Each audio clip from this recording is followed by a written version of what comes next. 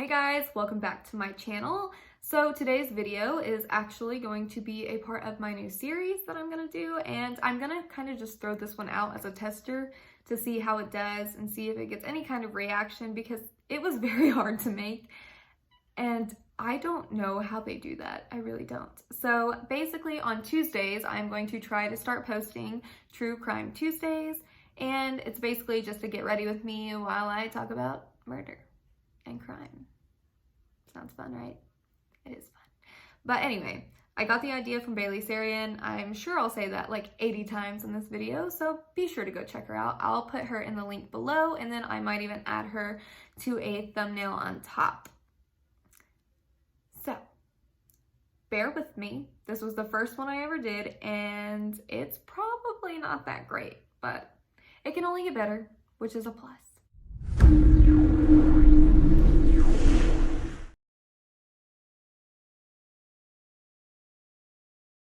Okay guys, bear with me. This could go terribly south, and I really hope it doesn't. So here we go. I'm gonna try this true crime thing because I love true crime. It's great. I got the idea from Bailey Sarian, and yeah, so we're gonna try to do this, and I'm really praying for myself right now. Any products I use I will list below in the description, and then what the heck? Oh well, we'll fix it later. So anything that I use, I'll just put it in the description. It'll be easier for me not to have to worry about, oh, here's this, here's that, blah, blah, blah, blah, blah. All right, so we're about to get started. So today I will be talking about Skylar Neese. She was born on February 10th, 1996 in West Virginia. Her parents was David and Mary Neese, and her father had worked at Walmart. And her mother, oh, I think her mother was a nurse maybe, or something like that. And Skylar was always a really good kid from what I have read and seen. And everyone seemed to like her. It didn't seem like she had any kind of like bad people. She did start like partying and stuff when she was 16, but I mean, who doesn't? So, you know, it's fine. It happens. But she wanted to go to University High School for forever. It was like her dream high school. And she ended up meeting her two best friends, Rachel Schoaf and Sheila Eddy. In this case, it just disturbs me so much because I don't know. It kind of reminds me of the Slender Man little girls, the ones that did crazy crap for the Slender Man. I don't know. It's insane. Anyway. But they were all around the same age. They basically became inseparable whenever they had first met. And I believe that Skylar was more close to Rachel at first, and then Sheila just kind of popped into the picture. I could be wrong, but I think that's how it went. So they all went to high school together. They all had fun together, you know, whatever. They started partying more, and I mean, that's kind of common, but I guess that they were doing like crazy crap, like getting into... It's not crazy, but you know, weed and whatever else, it doesn't really matter. They're teenagers, that's what they're gonna do. But it turned out that Rachel was kind of the bad influence, so we think. She always apparently hung out with older people. All of her friends were like at least 20 or 23. Keep in mind, they're like 15 and 16. I think Rachel might almost be 17 at this point. I'll fact check that. But it was kind of strange. Kids at school thought it was really weird that Rachel had all of these older friends, and I guess Rachel was not the most liked girl in high school, but who is? Sheila, she didn't really have any problems at all. She was just kind of there, but it turns out in the end she was the crazy one. Anyway, so they all went to high school, blah blah blah. Skylar had a job at Wendy's. And they would always hang out after school, after work, you know, go smoke, whatever. They decided to have Skylar sneak out one night after work. So they had snuck out, and it was about 12:30. They do have cameras outside, so that's a plus. So when Rachel and Sheila had came and picked up Skylar, she had came out of her window to sneak out with them, and they tried to make the car not look so obvious, so she didn't get caught. she snuck out the window and left. And unfortunately, that's the last time that anybody would ever see Skylar. So the girls had a plan. They were all gonna go to the Pennsylvania border and they were gonna smoke. Apparently that's where they normally always hung out and, you know, had little get-togethers and stuff, which is normal. So they all went out there. It took about, I don't know, an hour or two. And by the time they had gotten there, they had this plan. They got out of the car, went to the woods, you know, chilling. And I guess Rachel or Sheila, one of the two, had left a lighter in the car. So they had went back to go get it. And in the car, they had brought with them shovels, knives, cleaning supplies, extra clothes, and a whole bunch of shit. So messed up. So they started walking back, and then all of a sudden, Skylar has her back turned, and they end up stabbing Skylar 50 times in the back. 50. And instantly killing her. Freaking terrible. What was wrong with those friends? Well, obviously, they can't take her body. They don't know what to do with her. Their plan was that they were going to bury her. But where they ended up doing it was kind of next to like a creek area. So it was really, really rocky. And I don't really know how the terrain is in Pennsylvania or West Virginia. I don't know. I'm assuming it's hilly and rocky. But that was their plan.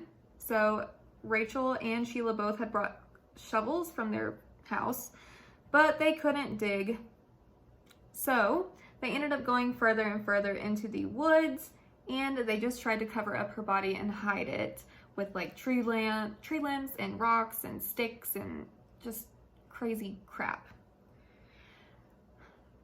They then went to the vehicle. They got all of their supplies that they needed. So they washed off themselves, washed all the blood off, got rid of the knives, just everything. Like they had this planned out, which is unimaginable. And they had changed into their other clothes. They ditched their clothes, ditched the knives, ditched everything like that. I think they drove to Pennsylvania, quite a bit into Pennsylvania, and ditched them. And then they drove home like nothing ever happened. So to top it all off, the girls end up going home, you know, chilling. It's the same night. Next morning comes, and Mary and David wake up. They wake up probably about an hour or two earlier before Skylar has to go to school. So, I mean, they don't really think about waking her up. She's always good. She's an honor student. She's always on time. She's always there. You know, she doesn't ever miss things. So, I mean, they didn't really have any question on their parenting styles. And honestly, they did a great job parenting. It's just, kids are going to do what they're going to do, unfortunately. So they didn't even try to wake up Skylar, because like I said, it's normal. And they had both went to work that day. It wasn't until Skylar's shift had started at Wendy's that they knew that she was missing. So Wendy's had called Mary and David and asked them if they knew where Skylar was. She's never missed work. She's never been late to work. She was always there. Just like she is a great student, she's probably a great worker as well. And at that point, they're very worried, and they had no idea that their daughter was missing, and that is terrifying. Because why would they? So I believe it was Mary. I think Mary was the one that had called Rachel and Sheila, and Sheila did not answer, but Rachel had answered. So she had went over to the house. Rachel had went over to Skylar's house and was talking to Mary, and she had told them that they had snuck out that night and that she had dropped Skylar off at like 12:30 or so down the street so that it wouldn't wake them up. So immediately Mary had called the local police station and told them that their daughter has been missing for a whole day. They saw her yesterday and they didn't know what was going on, and it's not like her. But the police officers, I mean, Amber Alerts did not used to be like how they are now. So she's 16. They're just thinking, oh, okay, well, maybe she's just running away. So they don't put out the Amber Alert. Why? Anyway, So Rachel and Sheila are mourning, and they are helping David and Mary print out flyers and walk around the neighborhood and hang them up and do all the crap that is just freaking pisses me off.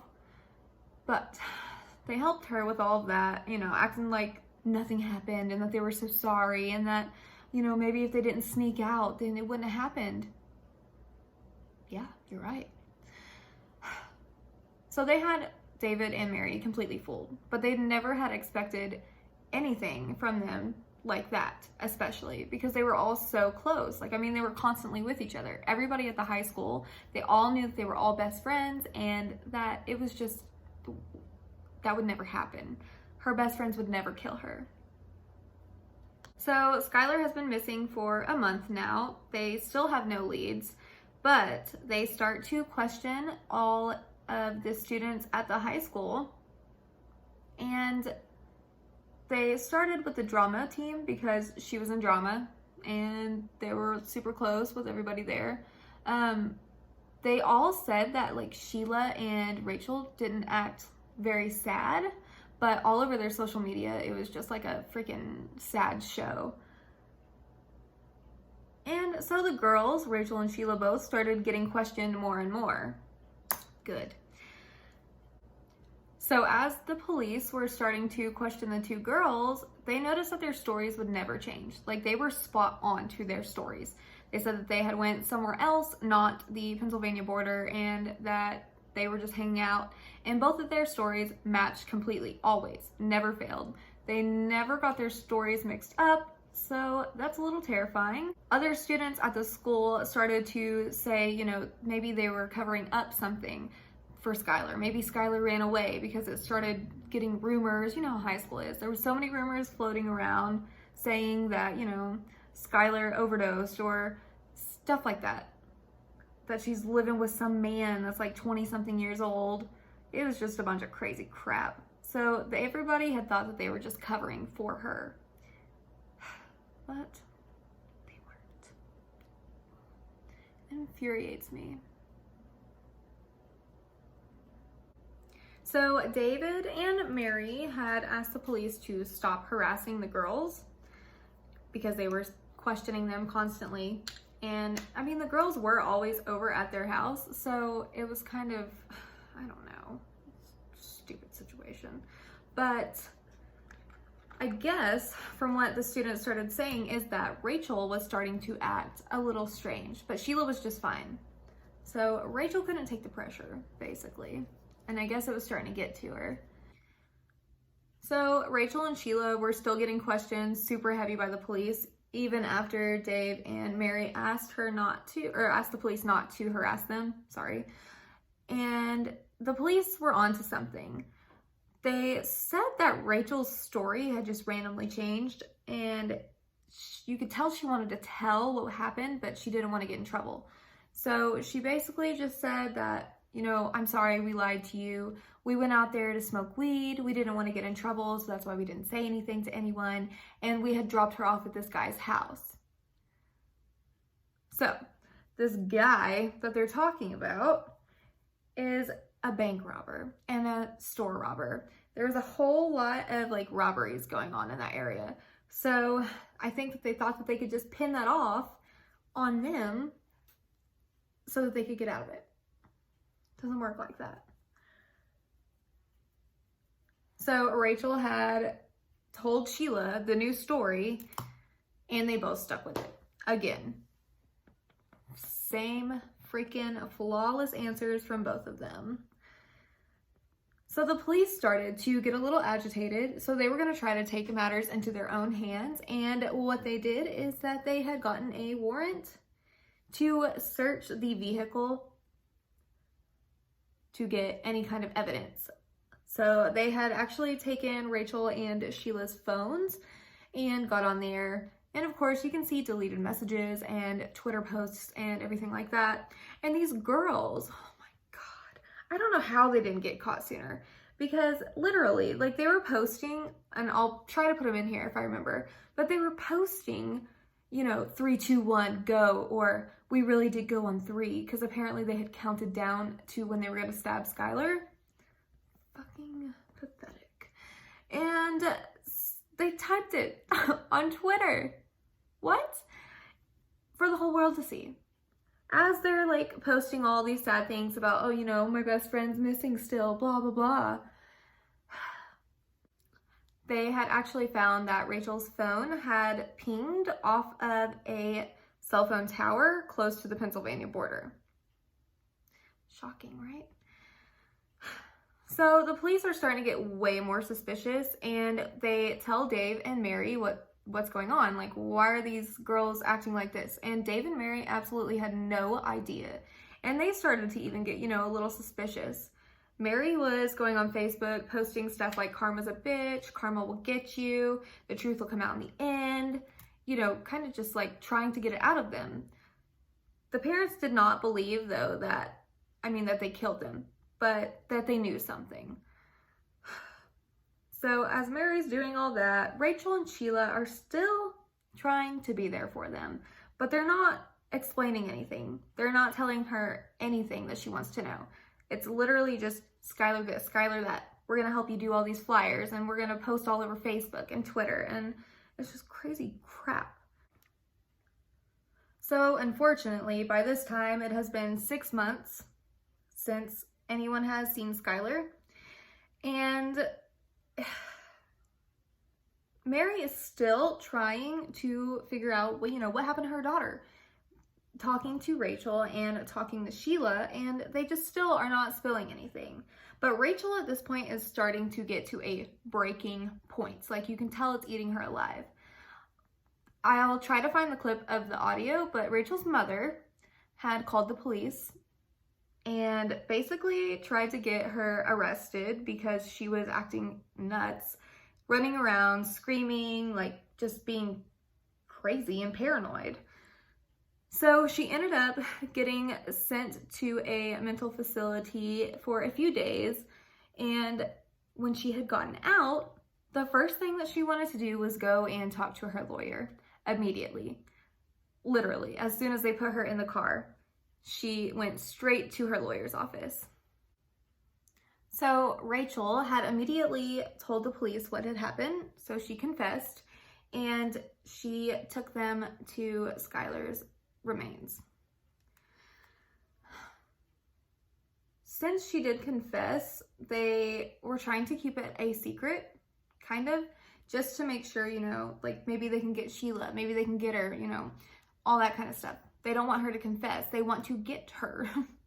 And so, of course, Rachel cooperated with the police right after that, and it seems like she was really trying to get to the better part of her life, because I mean, you gotta think, they're kids. I don't know. I don't really feel remorse, but at the same time, a very slight part of me kind of hurts for Rachel because she tried to do the right thing, but she still murdered her friend. So yeah, never mind. I don't feel bad for her. So whenever they had got to Skylar's remains, they had obviously picked up their remains and they took it back to their lab. But I mean, it's not CSI. Like, it takes time. I mean, what do you expect? It's not going to be overnight. So when they did that, they had asked Rachel to go ahead and try to wear a wire and go hang out with Sheila. Try to get her to confess, because there was no evidence pinning Sheila directly to it. And the only reason that Rachel had gotten caught was because of her cell phone, and she did confess. But Sheila didn't have any reason to be caught. Freaking bad. So she had went over to Sheila's and they were hanging out. She couldn't get a confession out of her, which sucks. But then they ended up being able to get another warrant, and this one they like started searching the car for DNA. Well, guess what? They found DNA. So when they found the DNA, it obviously took a little time. So, I mean, they still haven't told Mary and Dave what is going on, which that sucks, man. And Rachel has been very cooperative. She is really trying to, God, I sound like I'm defending her, and I'm totally not, but she sounds like she's trying to make it right. If that can even happen. I don't know. So they ended up getting the results back from both. It did turn out to be Skylar's body, and then it was also Skylar's DNA in the trunk. So they were able to arrest Sheila, and then they ended up taking Rachel in completely. They booked them in the county jail until their court date.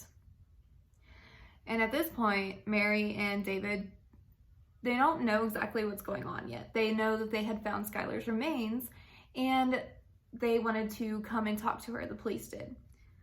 So the police go to David and Mary's house and let them know, hey, we found your daughter's remains, we're sorry, police stuff. And then they had to tell them that Rachel and Sheila had murdered their daughter. Cold blood.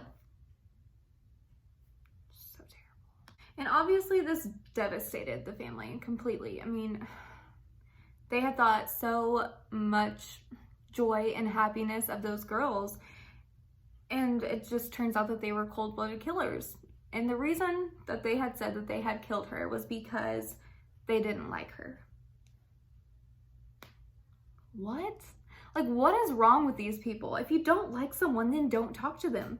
That doesn't mean murder them. Oh, God.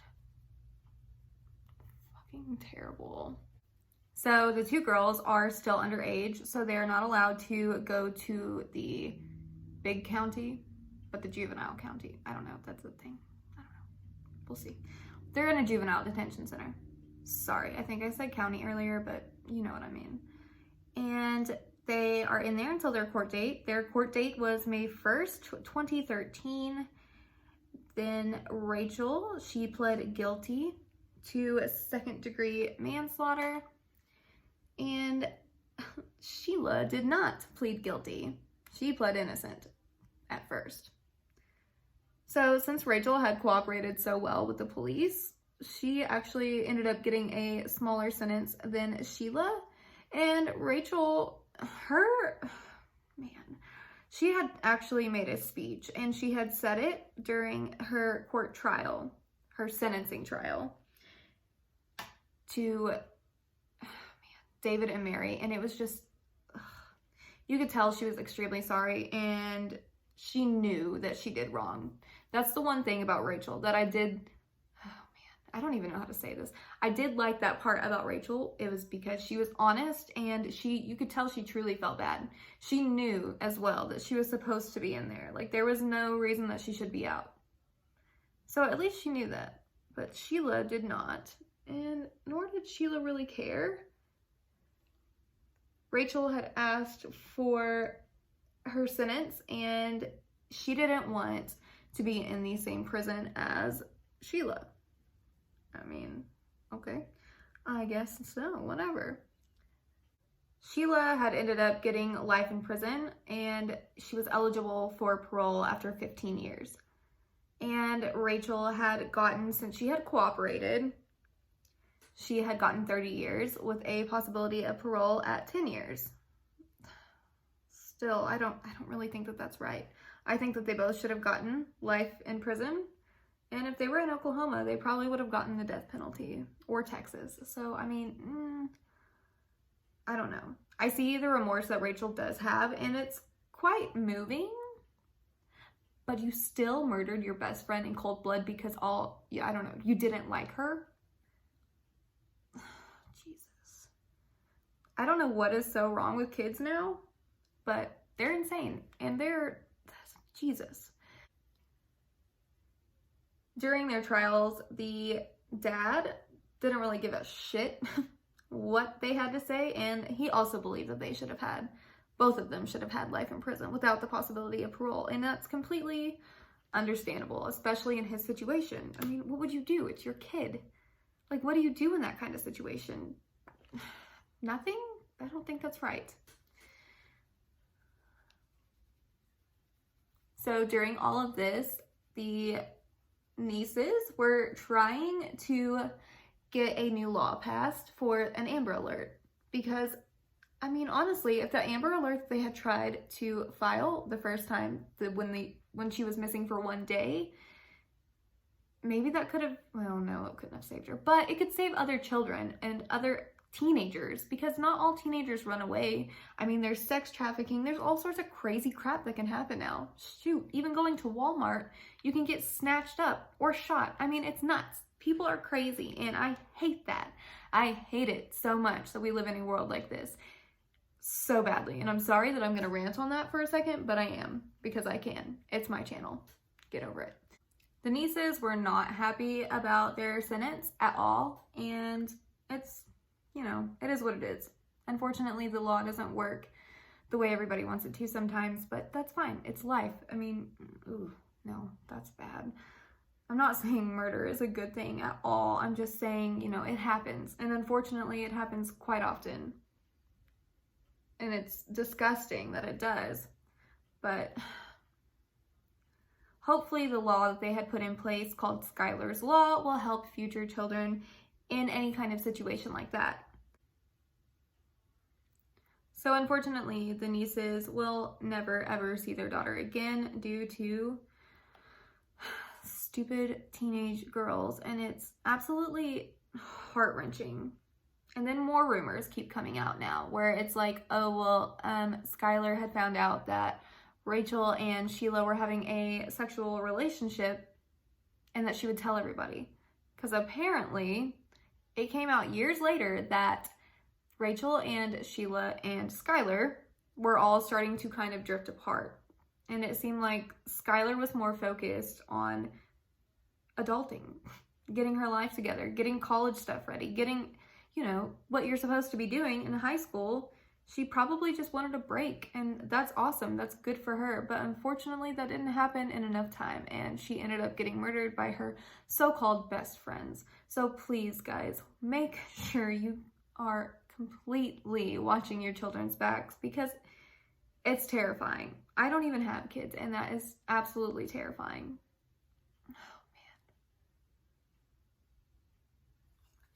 Okay, I don't know what's more terrifying, this video that I just filmed or what, because that was a shit show.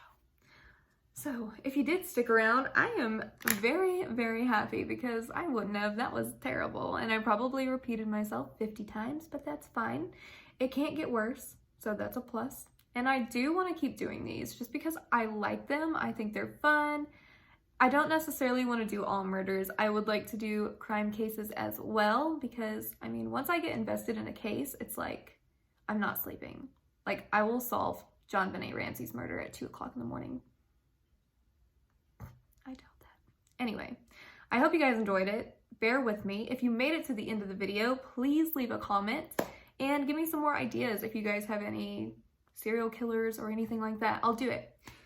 I do kind of want to make this on Tuesdays as True Crime Tuesdays, because Bailey Sarian does hers on Mondays. If you guys have not checked her out, go check it out.